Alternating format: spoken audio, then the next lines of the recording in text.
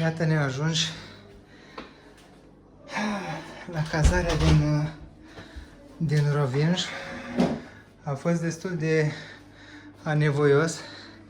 Apartamentul pare frumos, dar nu-i pentru oricine, deoarece odată mașina este parcată la vreo 15 minute, fiindcă zona este pietonală a apartamentului. Iar doi, apartamentul se află la etajul 4. Deci, declarat.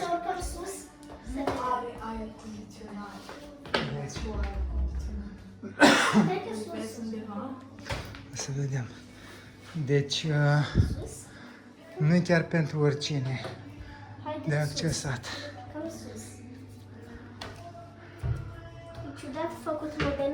Este un living în partea de jos, sus dormitorul, la premunsularie, cine știe. Aici o să-l pornim puțin, pentru că aici sus e cald.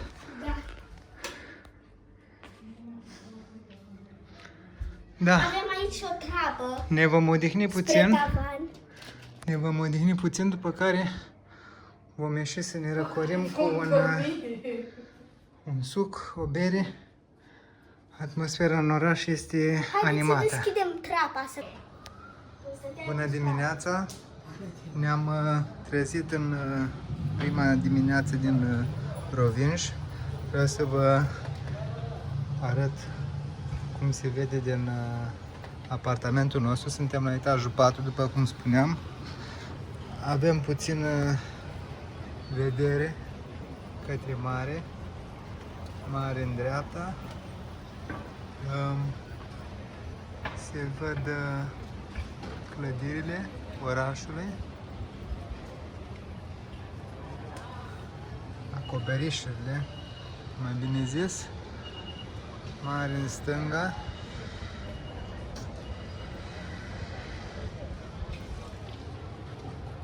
Mi-a place foarte mult acest geam cu jaluzele de plastic, aluminiu, nu-mi dau seama, dar solid făcute. Un termopan, tot așa, foarte frumos. A cântat foarte frumos clopotul de la biserică dimineață.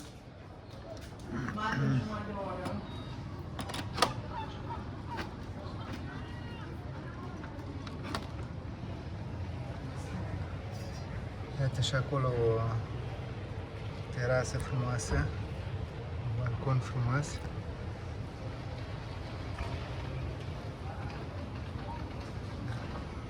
Este o vedere deosebită asupra unui orășel vechi.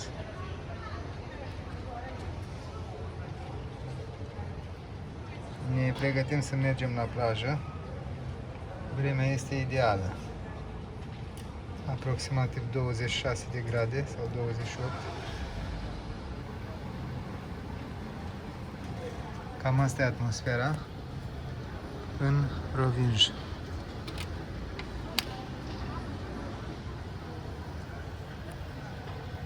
Porniți spre plajă. Drumul ne duce prin orașelul vechi. Aici există foarte multe scutere, Vespa. Chiar. Iată și o mașină electrică tip kart. Străzile par foarte curate, cel puțin pe jos. Piatra este chiar lucioasă. Aseară părea că ar fi murdar orașul, dar acum îmi schimb părerea. Head east on Elitsa Vladimira Gortana. Lumea face poze.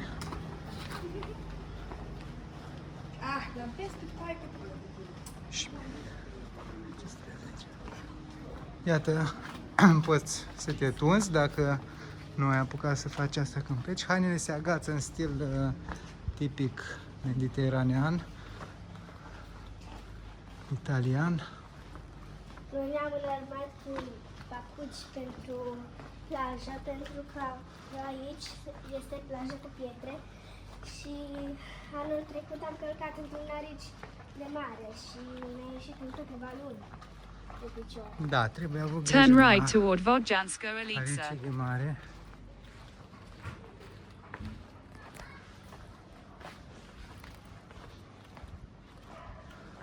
Clădirile sunt într-adevăr vechi și nu renovate la zi, dar o degradare plină de farmec.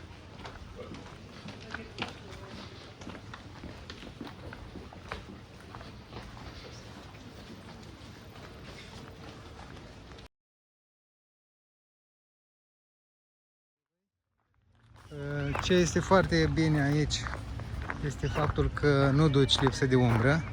Practic sunt copaci până pe margine, până lângă apă. Nici nu mai este soare aici. Ce este mai puțin bine este faptul că intrările în apă sunt, să zicem, nu chiar prietenoase, cu stânci. Probabil e o chestie cu care te obișnuiești dacă stai aici sau faci o baie o perioadă mai lungă. Dar da, noi suntem încă în procesul de obișnuire. În depărtare se vede orașul vechi.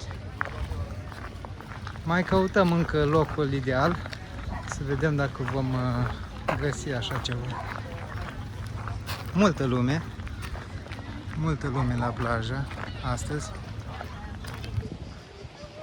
Suntem la o plimbare pe coasta Rovinjului. Niște peisaje epice. Aici există niște stânci de cățărare, momentan nu-i nimeni, deși mai devreme erau niște oameni.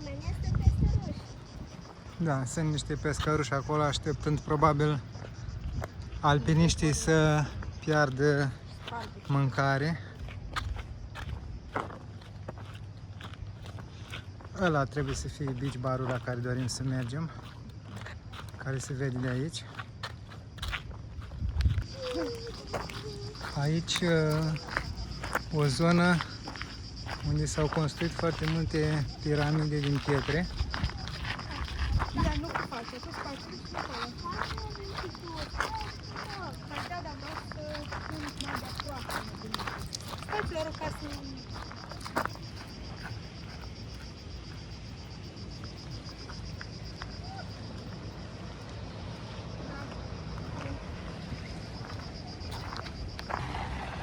Tocmai am terminat plaja noastră la Punta Cabana. Acum ne îndreptăm spre Zlatni Rat. Mergem pe coasta Rovinjului. La fiecare pas ai o vedere mai frumoasă decât cealaltă. Practic, la un moment dat, te saturi de atâta frumusețe. Aici sunt niște stânci terasate destul de propice pentru o scăldare la mică adâncime. Soarele coboară și începe să dea culoare deosebită întregului peisaj. Incredibil.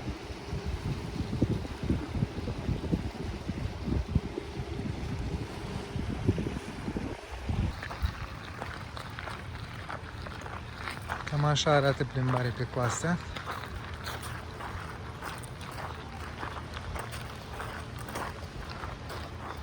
Este un peisaj incredibil din punctul meu de vedere.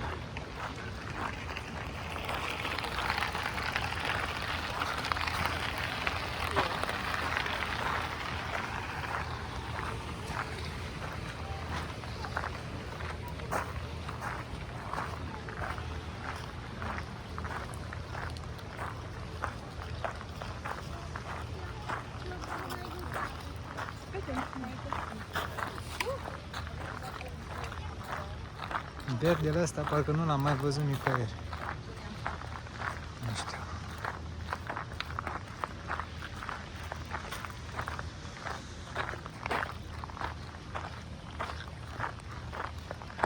Iată, ne-a sosit mâncarea. Aici am comandat ceva paste cu trufe.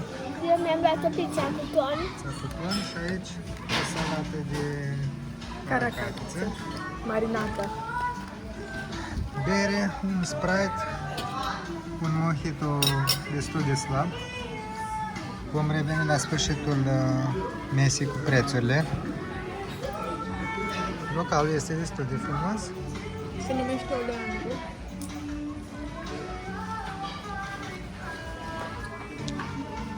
Am rămas dator cu prețul la cină. Ne-a costat cu totul 70 de euro. Trufe, salată de caracatiță și pizza. Și cu ceva băuturi nu foarte scumpe. Deci a fost rezonabil din punctul meu de vedere. Ce nu e rezonabil este că pe această plajă un șezlong costă 50 de euro pe zi. Mi se pare exagerat.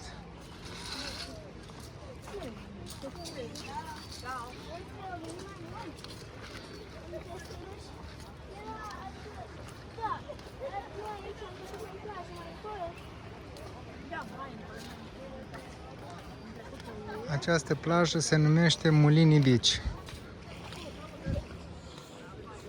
După ora 5 puteți sta cu 30 de euro șezlong. Facem o plimbare prin portul Rovinjului. Vedem câteva iahturi aici îndocate. Embarcațiuni mai mari, mai mici. Mă întreb dacă... Adică, cum îți scoți barca de aici? Trebuie să fie niște culoare pe acolo. Probabil. Soarele stă să apună. Ar trebui să urcăm pe această bordură ca să vedem mai bine apusul. Eventual să ne ducem pe stâncă. După cum Aerul este foarte plăcut, cu o ușoară briză, 24 de grade. Și după cum spuneam, dădea până soarele și dădeau ora 8 fix. Da, s-a micșorat ziua și în Croația și în România, din păcate, vara se apropie de final. Să prezentăm un pic și partea nouă a orașului Rovinj. Aici văd niște banane, banane mici verzi. Sunt niște căsuțe cochete, Și niște șopuri foarte frumoase. multe șopările, da. Astăzi arde soarele destul de tare. Să sperăm că găsim un loc umbrit pe plajă. Am aplicat cremă solară, dar chiar și așa trebuie avut grijă. O șoferiță care nu ia în glumă asigurarea din intersecția cu stop. Puțin m-am temut că o să facă un sondaj de opinie dacă vin sau nu mașini. Ce ești așa urcios? Cam așa arată. Cam asta e atmosfera. Astăzi sunt 31 de grade.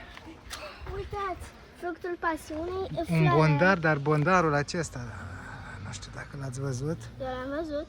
Da, fructul pasiunii, niște flori foarte interesante. Florile acestea nu știu de la ce sunt, dar aceasta Foarte este floarea frumoasă. de fructul pasiunii și asta E cred că fructul e însăși. fructul pasiunii. Este interesant că deși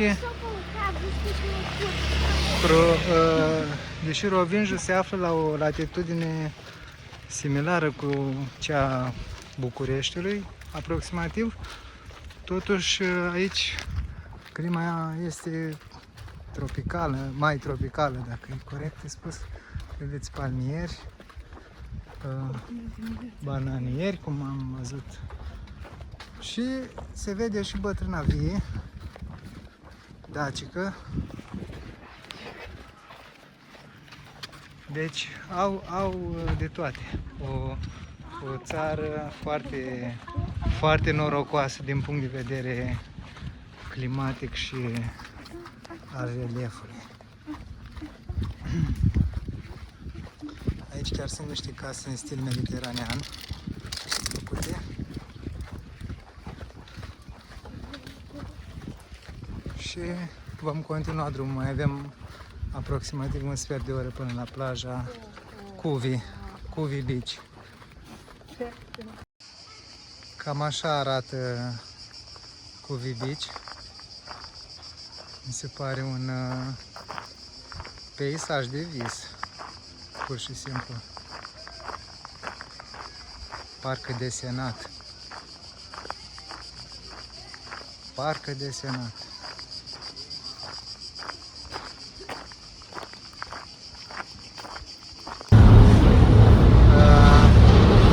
Iată, a venit seara și ne îndreptăm cu barca spre insula Sfântul Andrei, unde vom merge la restaurant.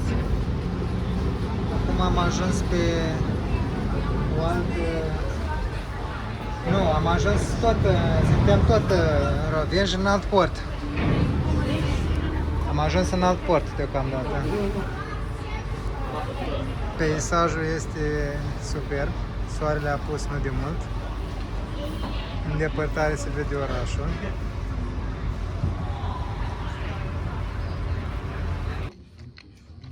Bună seara! Ne-a sosit mâncarea. Am comandat o friptură Black Angus. Eu mi-am luat ca niște nuggets cu cartofi și sos de roșii. Iar soția are cea mai spectaculoasă mâncare, sub forma unor langustine de dimensiuni apreciabile. Cred că se mănâncă doar corpul. Vom reveni cu prețul.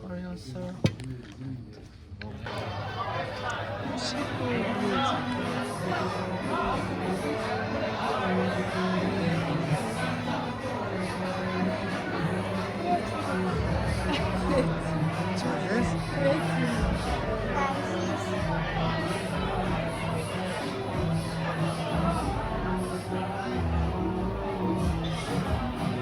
Da, noi am încheiat masa la hotel, la restaurant La Sera.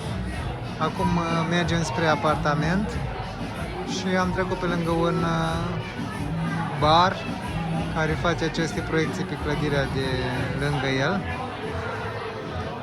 Cina ne-a costat până la urmă 180 de euro. Deci au fost da, 3 feluri de mâncare și 3 deserturi și o sticlă de vin. Și una de apă și o limonadă. Mâncarea nu a fost într-un final, ca și concluzie, nu a fost grozavă, ca și gust, dar acceptabilă. Este un restaurant la care plătești mai mult atmosfera și prezentarea. Am observat că aici, în Croația, nu e prea bun îndulcitor la limonadă. Da. Dă zahăr la masă, dacă vrei să spui tu, dar nu se face. Într-adevăr. Uite și aici o pisicuță. Au obiceiul de a-ți da limonada fără zahăr. Aici o Îmi pui și pisicuță mie. speriată. Să nu Pisicuță sperie. foarte simpatică.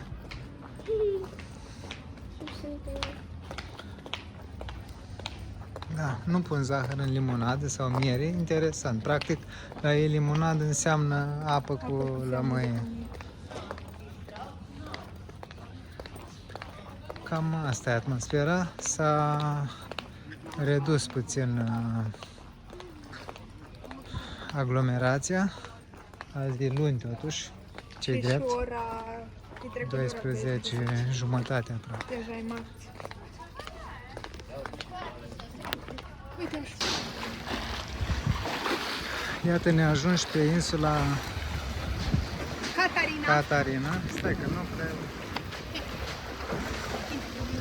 Uite, aici Care- e drăguț. Chiar, uite, papier de albe. Este foarte aproape de Rovinj. Drumul cu barca până aici costă 9 euro pentru adult și 4 pentru copil. 5. 5 pentru copil. Există un țărm îngust. Orașul de unde am venit. Nu știu unde să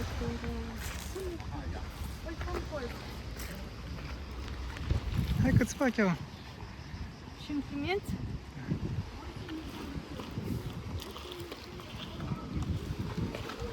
Da, chiar trebuie lângă omul ăsta care face.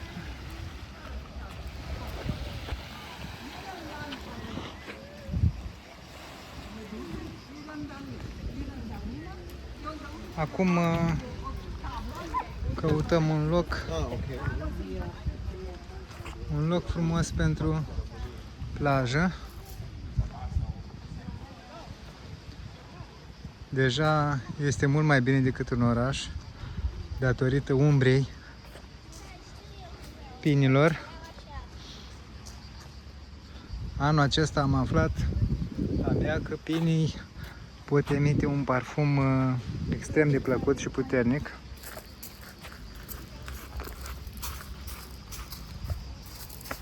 Ole, ai grijă!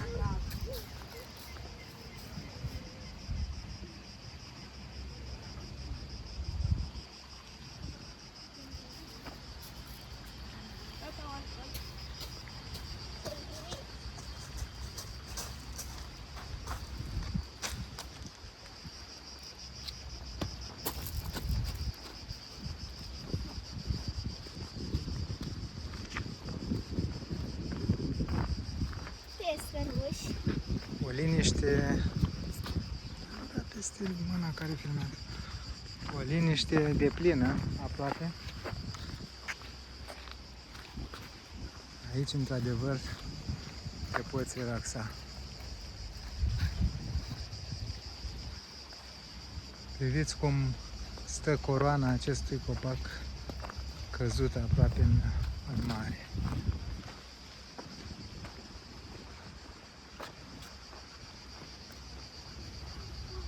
Extraordinar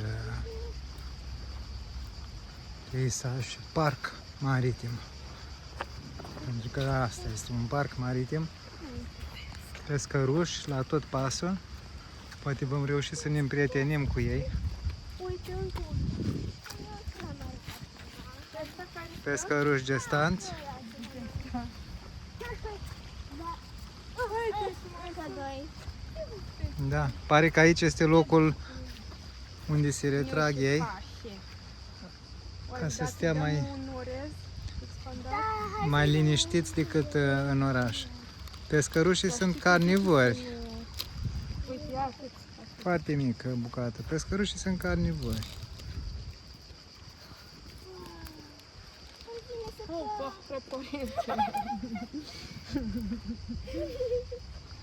Foarte frumos. N-am mai văzut așa de aproape.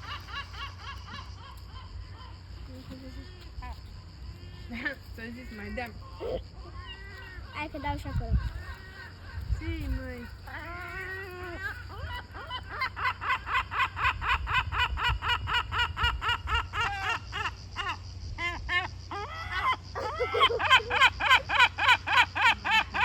Foarte frumos. N-am mai văzut așa de aproape.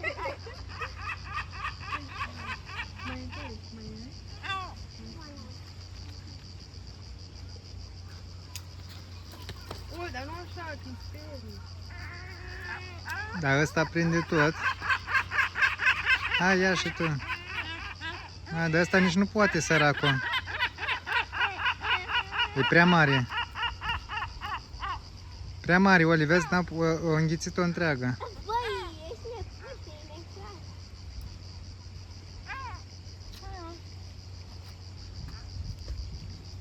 Dar nu mai pune. Continui periplul prin insula Catarina.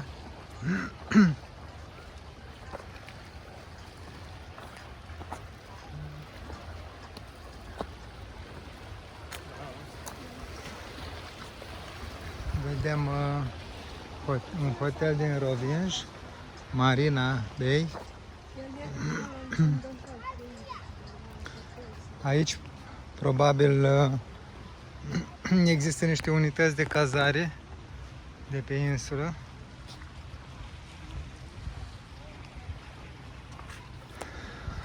Potecile sunt curate.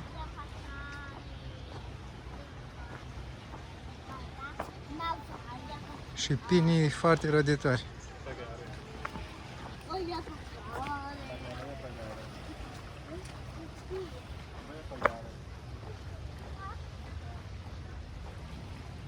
Pescăruși la tot pasul.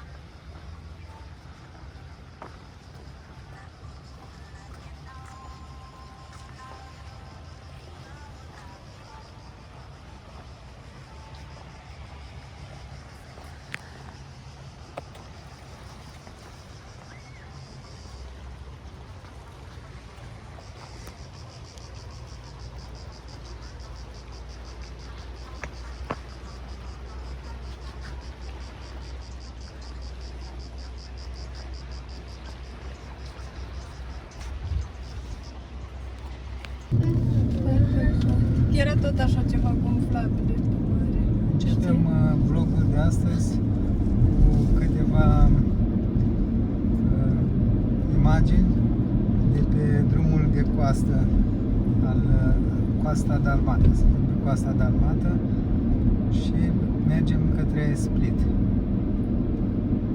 Nu știu cât de bine se va vedea marea datorită poziției telefonului care nu e orientat chiar spre dreapta, dar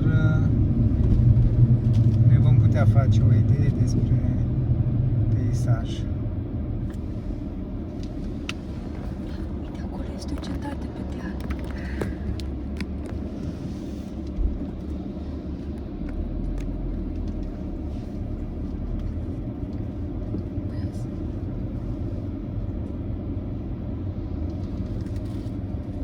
Acest orășel se numește Senj și este unul dintre orașele mici ale Croației.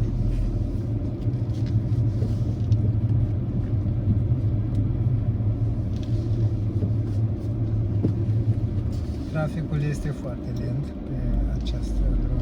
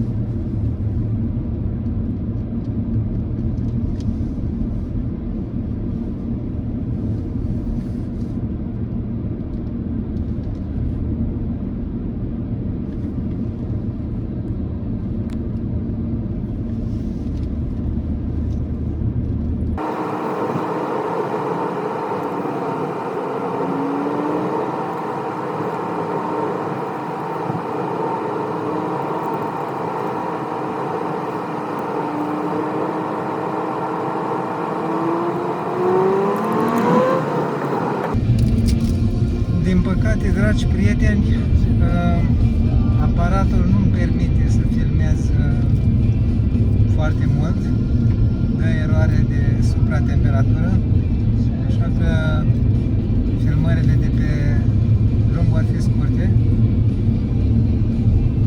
doar ca să vă faceți o idee despre acest drum de coastă croată. Îmi plac în mod deosebit stâncile cu culoare aurie sau ele conțin probabil cupru și au în lumina soarelui o culoare deosebită.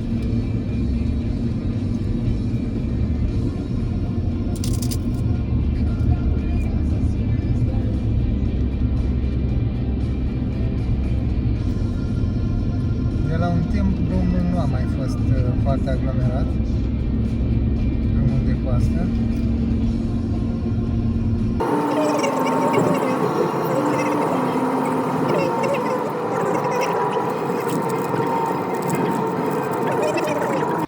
Iată, dragi prieteni, că am ajuns la apartamentul din Split.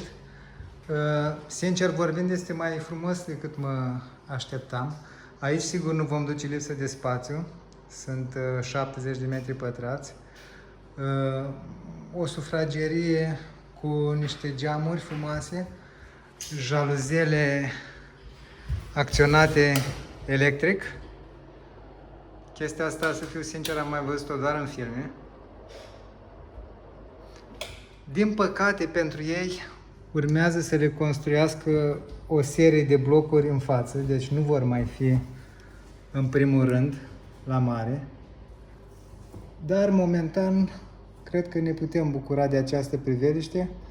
Să sperăm că nu va fi gălăgie foarte mare de la șantier, totuși nu-i la o distanță foarte mică. Sistem de aer condiționat. Să vedem cum se deschide această ușă. Ok.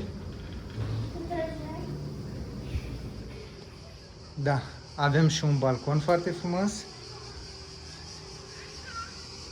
Este într-adevăr un apartament frumos. Acolo poți coborî. Acolo poți coborî. Ăsta e alt apartament, etajul de jos. Jos este un loc de joacă pentru copii, văd. Acolo se vede că ar fi o plajă printre macarale.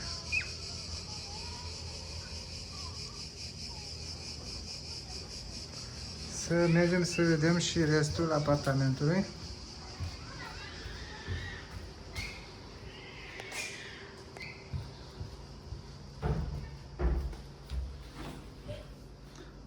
Un dormitor cu pat queen, aș spune, nu este foarte mare.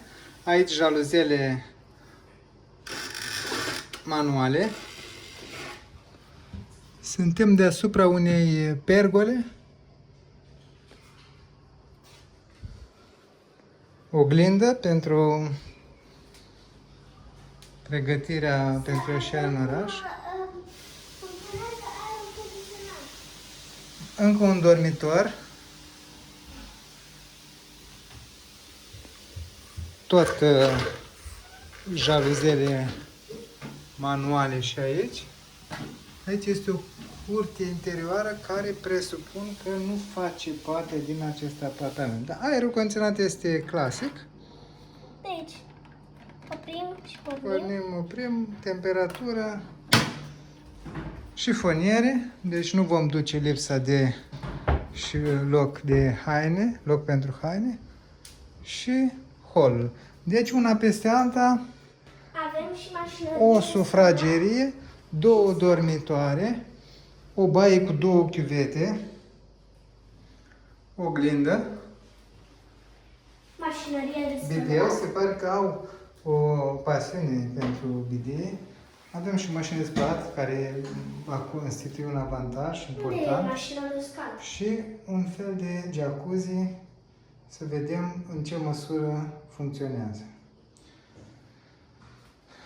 Și în baie pare a fi un aer condiționat ceva.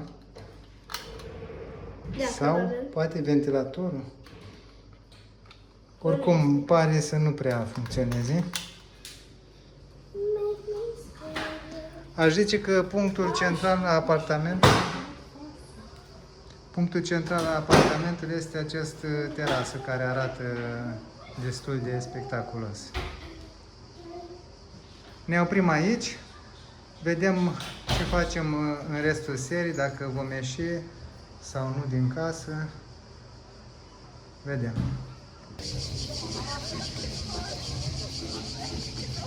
Am început filmarea de astăzi cu ceva care să capteze atenția. Prețurile incredibile de la această plajă. 1300 de euro consumația pentru un anumit tip de șezlong. Cam așa arată una dintre plajele din Split. ca și calitatea apei este mai bună decât mă așteptam. De obicei te-ai aștepta ca plajele din lângă orașe să fie murdare, dar aici era curat. Noi am stat într-o zonă cu umbreluțe de paie gratuite. Era liber, deoarece dimineața a fost înnorat.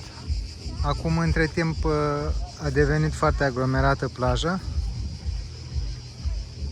Și am pornit într-un mic tur pe această coastă de lângă Split, din Split, practic. Zona în care avem apartamentul este în construcție, foarte multe clădiri în construcție.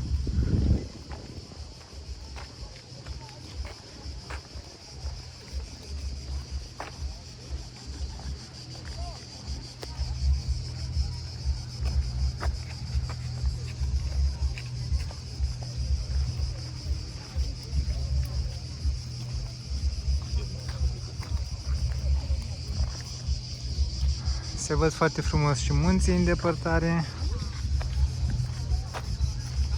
Oamenii se joacă cu drona, înnoată.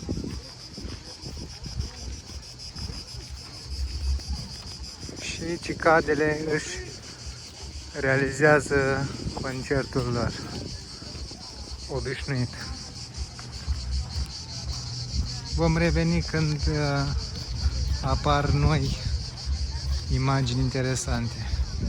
Dar, într-adevăr, pare un loc frumos pentru a zbura cu drona.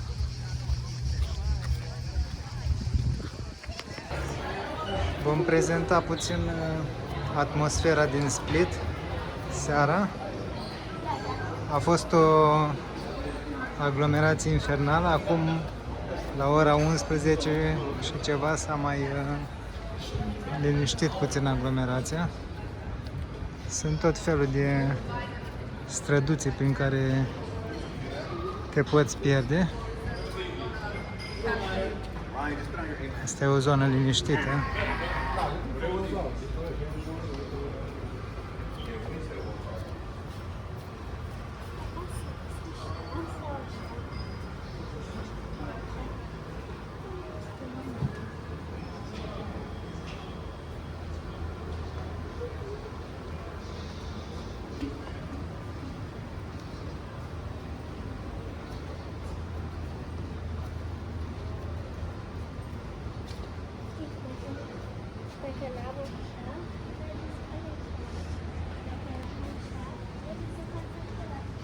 Hotel Heritage.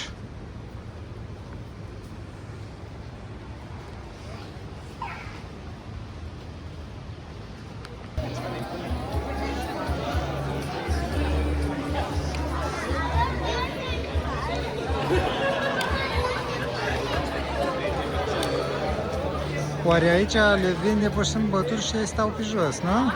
Cel mai bun afacere la Luxor.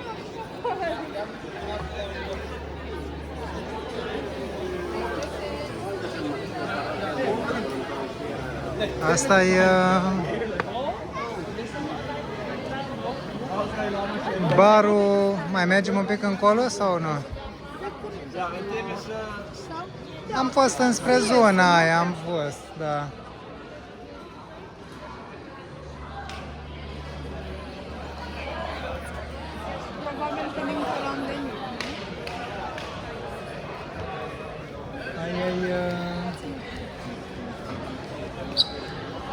Asta e barul suprem din oamenilor și să stea pe jos. Ar fi Public Square?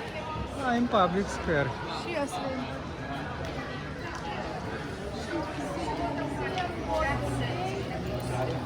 Deci încolo e Golden Gate și încolo e... Ne îndreptăm către Golden Gate. Ce mai fi și asta? Vom vedea.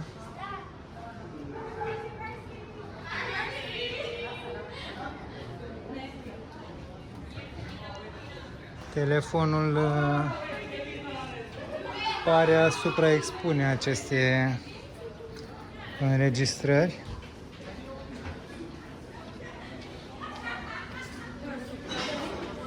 Da.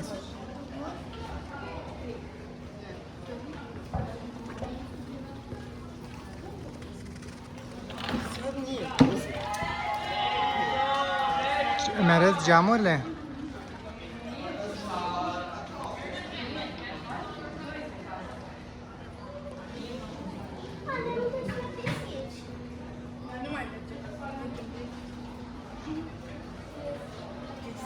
de ucigașe. La piscina a fost și una neagră care stătea.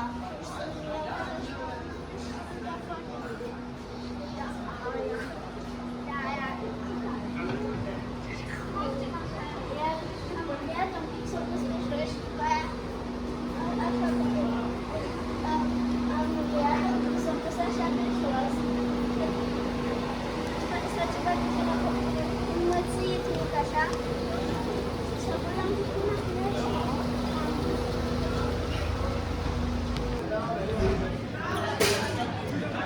Ne îndreptăm spre Promenada Riva. Orașul e destul de greu de vizitat. Dar uite, o halbă din asta. Un pocal. Cal. Uite tronul. ăla nu e adevărat, nu? Vezi că o să ții cu tine ai Dar tot să scudem. Haideți să ne luăm de aici. Vrei de aici? Ne aflăm pe Riva Promenade. Este deja ora 12:30, dar după cum puteți vedea, lumea nu vrea să plece acasă.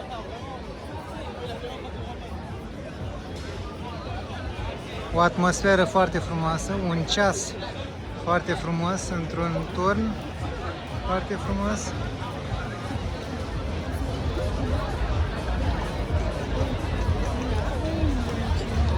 Un câine gigantic.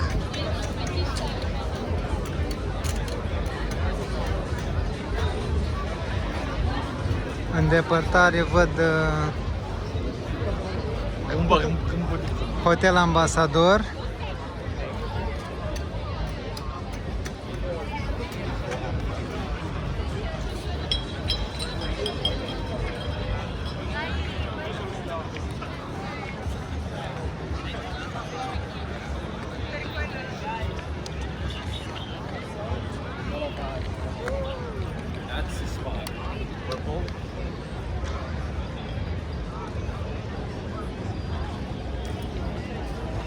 Intrarea în oraș. Vom mai face câțiva pași spre Hotel Ambasador și probabil vom lua Uber-ul cu speranța că ne vom mai întoarce aici. Cu speranța că ne vom mai întoarce aici, poate într-o zi mai penserat, nu chiar noaptea. Poate mă voi întoarce eu peste 20 de ani. Sau peste ani și ani, peste alți 20 de ani. Tu probabil nu, nici mama, dar